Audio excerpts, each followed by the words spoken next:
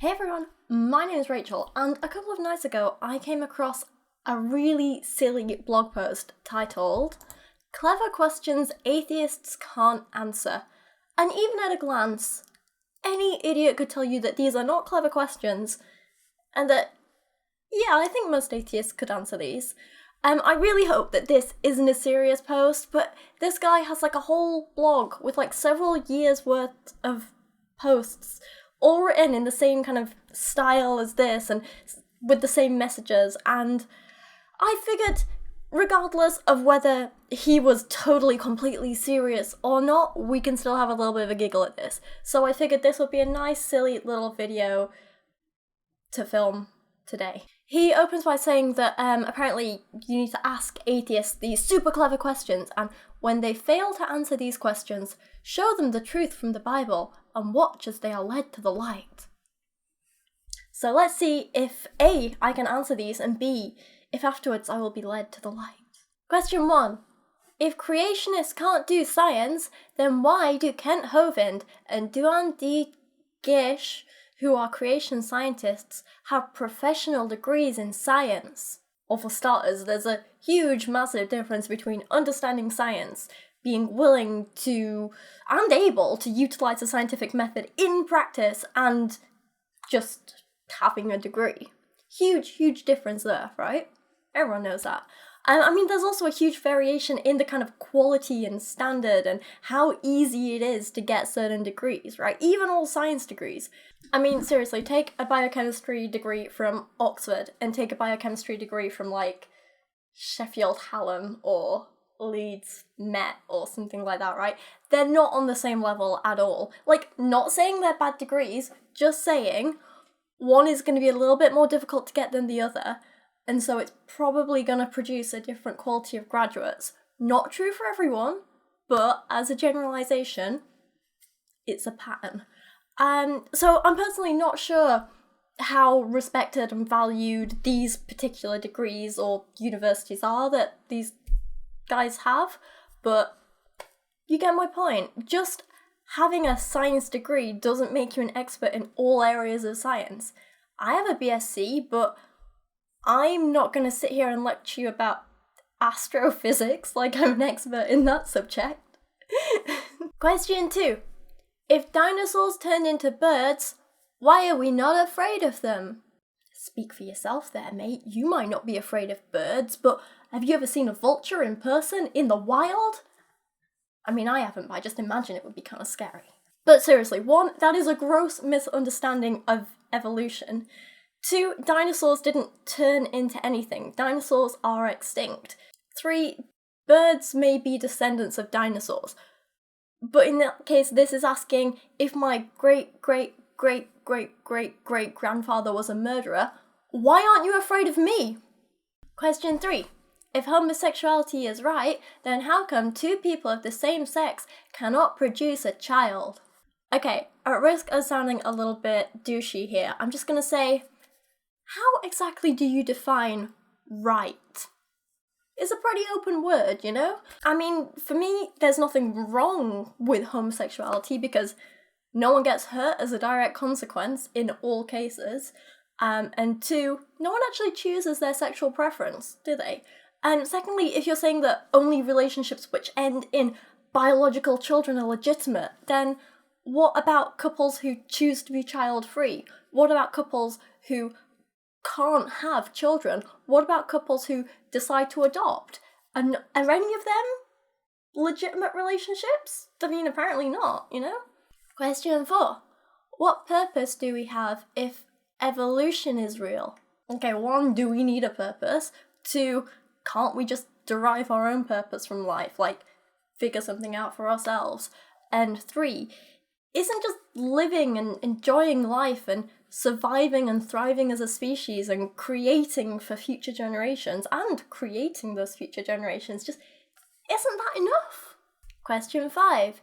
You say Jesus never existed, but have you heard of the Shroud of Turin? I've only ever seen that word written down. I have no idea how to pronounce it. Turin. So actually, I'm willing to concede that there may have been a historical figure called Jesus at some point. I don't believe he was the Son of God. I don't believe his mother was a virgin. And I don't believe that he rose from the dead or performed all these miracles. I don't think the Bible is this, like, accurate account of his life, right? Or at least the New Testament. I've heard of the Shroud, but I'm not an expert. Like I say, I've only read a few bits about it here and there. That said, to the best of my knowledge, I don't think there's any concrete proof that it was ever wrapped around the dead body of a son of God who did every single thing that the Bible claimed and performed miracles and later rose from the dead.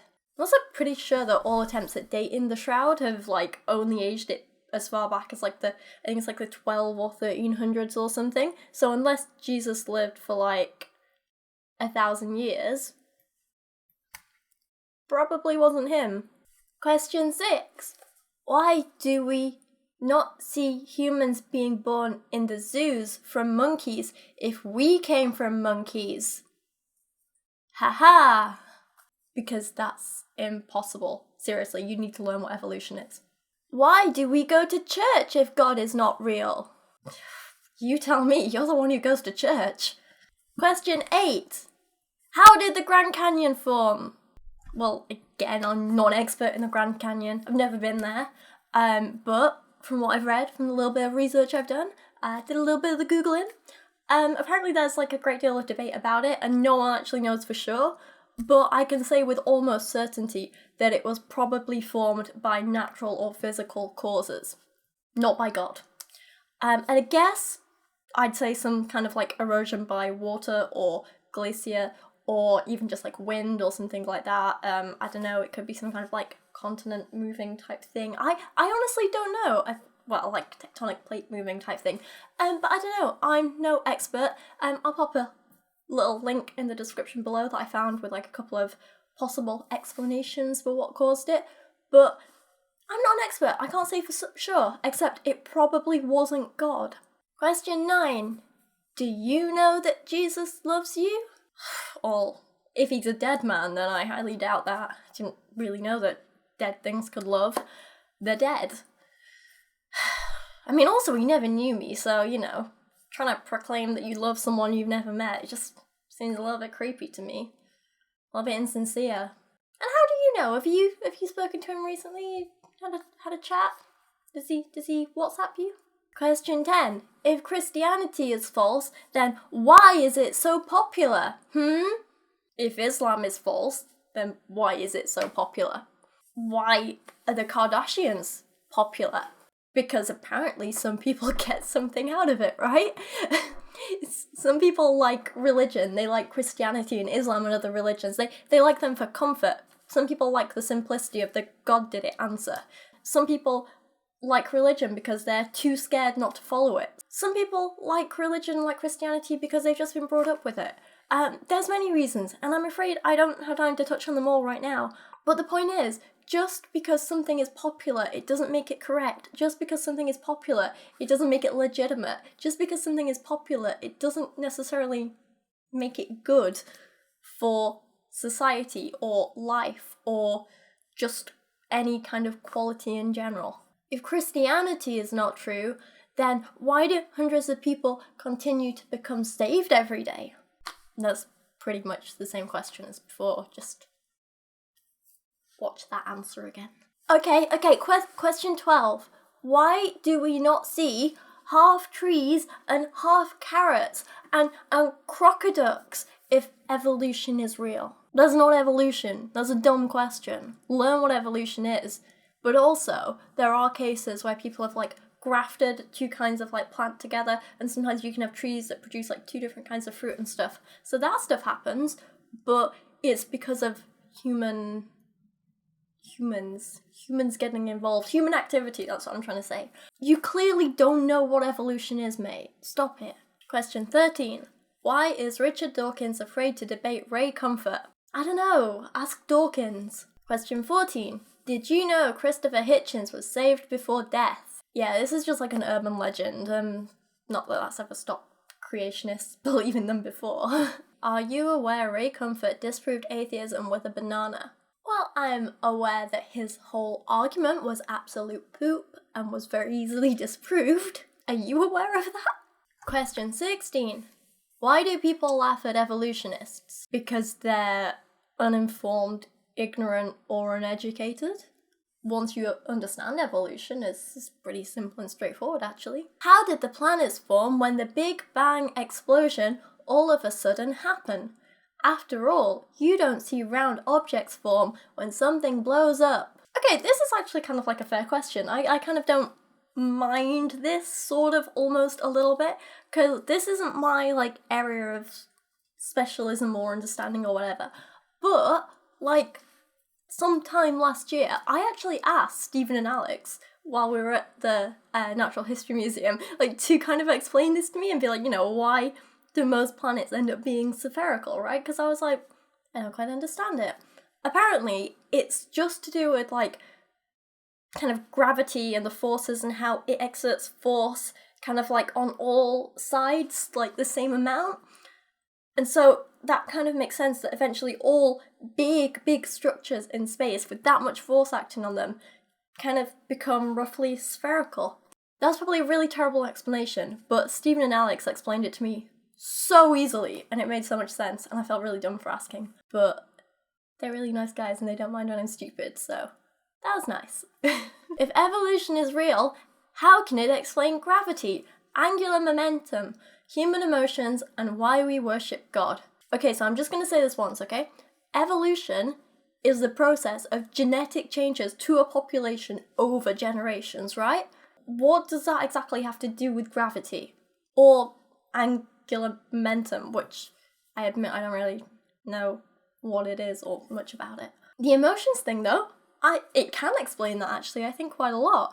If you understand kind of like how the brain works, what emotions are exactly, like kind of how they're formed, and how emotions influence social interactions, and how emotions have helped us over the years, it can actually, evolution, emotions, like, they kind of do explain each other quite well. It's interesting. It also, probably, to some extent, can offer an explanation as to why humans created religion, why humans felt a need for religion. There's quite a lot to kind of talk about and kind of too much to go into right now, but Richard Dawkins actually had a really good section about this in The God Delusion, and it's pretty interesting stuff. So if this is a genuine question and some people are interested in the kind of link between evolution and natural selection and religion and this need to have a god and an explanation and why people turn to organised religion and stuff, I'd definitely recommend giving it a read. 19. How did pond scum make living things appear out of nowhere? Oh, again, you just don't know what evolution is, do you? You just don't understand it. How can evolution be true if we don't see pocket watches or airplanes form by themselves? Mate, since when are pocket watches self-replicating? You don't get a new pocket watch by making two old pocket watches mate, and then new baby pocket watch just pops out. That's not how it works. So the principles of evolution don't apply to this because there aren't generations of naturally occurring pocket watches. Pocket watches don't have genetics. Did you know that dinosaurs and man lived together? Yeah, that didn't happen. If evolution is real, then why do caring people like Rick Santorum argue that it must be challenged in the classroom? I don't care how caring you think Rick Santorum is. He is an actual idiot. There's nothing wrong with teaching kids things like, some people believe in creationism, but there is a problem with saying, or rather, there is a problem with teaching creationism as though it's this legitimate theory for how we got here. There's a problem with that because it is poop. There is no evidence to back it up. It's simply not true. It can and has pretty much been disproved. Like, you shouldn't teach that to kids because it's objectively wrong. Evolution, on the other hand, is a well-established theory with plenty of evidence to back it up. Evidence which has been challenged over the years, and evidence which has been reviewed and questioned, and it still stands up to scrutiny and supports this idea that evolution is the best possible explanation for how we got to where we are today. If new evidence came along which solidly disproved evolution, then there would be no issues with taking evolution out of the school curriculum and replacing it with whatever new theory came along, because that's how science works. You can't seriously expect a story to be taught as fact when there's nothing objective to back it up. Why are YouTube atheists like Aaron Ra and Thunderfoot afraid to debate Reid comfort? Again, I don't know, ask them. Question 24. Why do we celebrate Christmas if Christianity is not real? Christmas, and the way we celebrate Christmas today, is a tradition with many roots. Some pagan, some Christian, some just purely social, and so on.